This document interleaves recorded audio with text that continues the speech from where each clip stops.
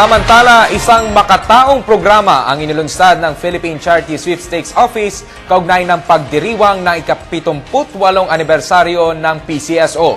Ito ay ang pagbibigay kasiyahan sa mga batang pasyente na may iba't ibang karamdaman. Alamin natin ito sa ulat ni Joseph Parafina. Hindi maitatago ang saya ng mga batang ito na nagtataglay ng iba't ibang karamdaman sa tahan-tahanan halfway home sa loob ng East Avenue Medical Center. Ito'y dahil sa programang handog sa kanila ng Philippine Charity Sweepstakes Office na kung sinagdiriwan ng kanilang ika-78th anniversary. Bukod kasi sa mga regalong handog sa mga ito, tuloy-tuloy pa rin ang pagtulong ng PCSO sa kanilang mga pangailangan.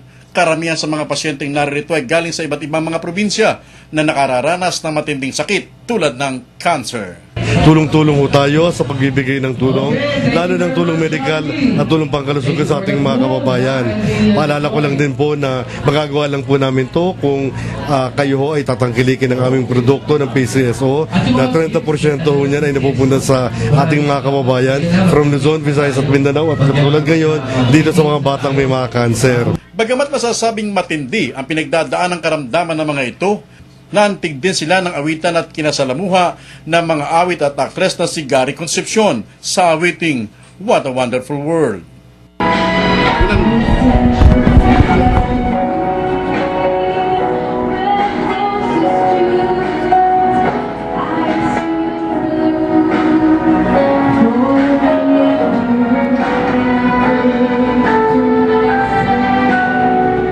I know that everybody is doing their very best to help out the kids, and all their efforts are nakita naman po natin na successful naman. Todo pasalamat naman ang pamuno ng tahan-tahanan sa masayang handog na palatuntunan ng PCSO.